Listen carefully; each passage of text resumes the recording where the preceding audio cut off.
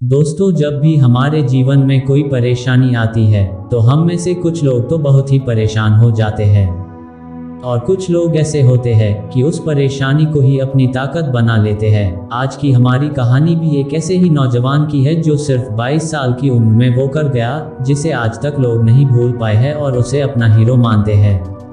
तो चलिए जानते हैं आज के अपने हीरो के बारे में। फॉक्स का जन्म सन 1958 में कनाडा में हुआ था। ये 4 भाई बहन थे और इनके पिता रेलवे में काम करते थे।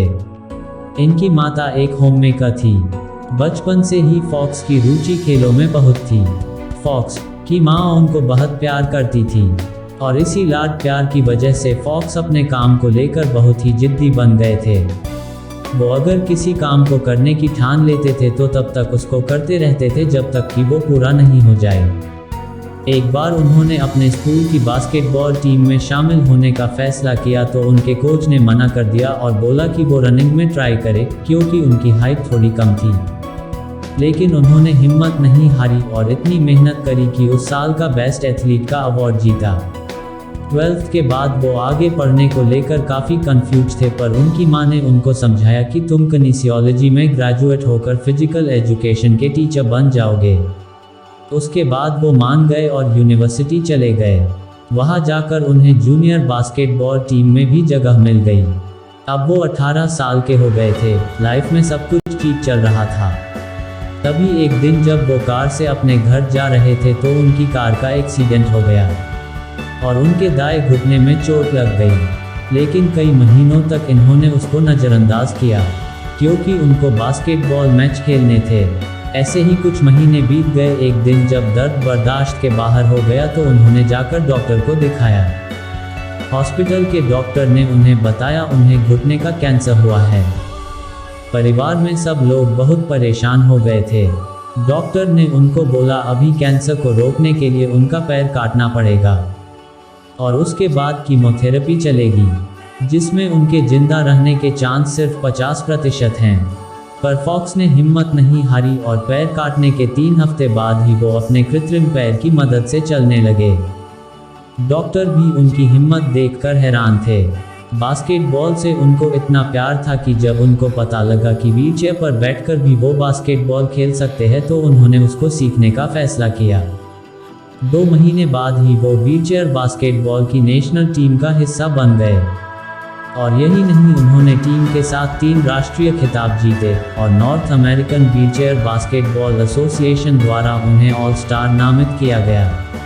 और जानते हो दोस्तों, ये सब उन्होंने तब किया जब उनका कीमोथेरेपी इलाज चल ही रहा था, पर उस समय भी उनमें भरपूर ऊर्जा थी।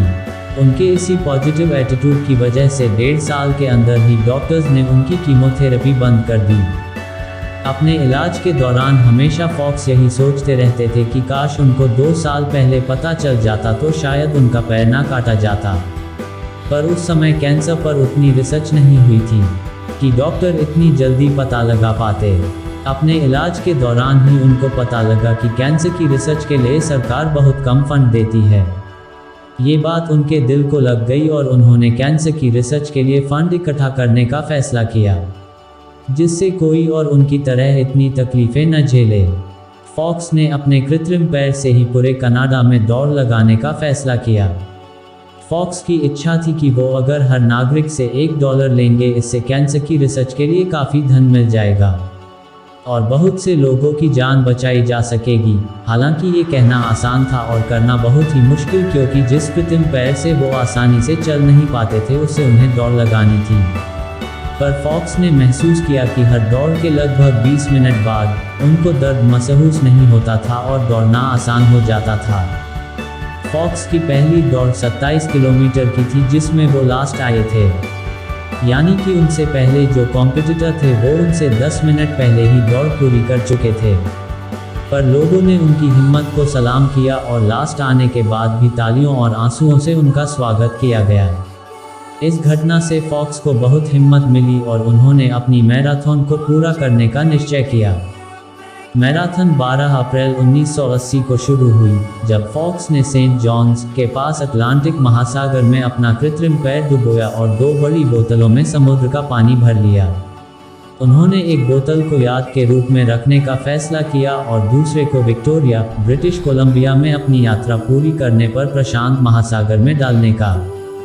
फॉक्स के साथ उनका दोस्त अल्बर्ट था, जो वैन चलाता था और खाना बनाता था।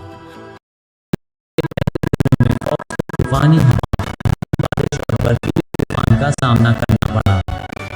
शुरुआत में उन्हें बहुत ही निराशा हुई, क्योंकि कोई ना तो उनको सपोर्ट कर रहा था और ना ही उनको फंड मिल रहा था। लेकिन चैनल पोर्ट ऑक्सबास्ट, न्यूफाउंडलैंड और लेब्राडोर पहुंचने पर उन्हें बहुत खुशी हुई, जहां शहर के 10,000 निवासियों ने उन्हें $10,000 से अधिक का दान दिया।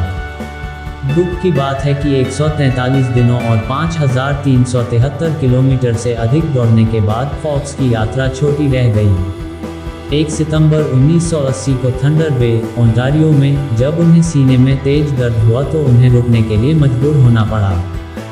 जांच से पता चला कि कैंसर उनके फेफड़ों तक फैल गया है। फॉक्स की मैराथन ऑफ-रोड समाप्त हो गई थी। हालांकि फॉक्स अपनी दौड़ पूरी नहीं कर पाए, लेकिन उनका मिशन अभी खत्म नहीं हुआ था। लोग उनके समर्पण और दृढ़ संकल्प से बहुत प्रभावित हुए। देश भर से धन और दान आने लगे। फॉक्स की कहानी आशा और दृढ़ता का प्रतीक बन गई। फॉक्स का 28 जून 1981 को 22 वर्ष की आयु में निधन हो गया, लेकिन उनकी विरासत आज भी जीवित है। फॉक्स फाउंडेशन की स्थापना कैंसर अनुसंधान के लिए धन जुटाने के अपने मिशन को जारी रखने के लिए की गई थी।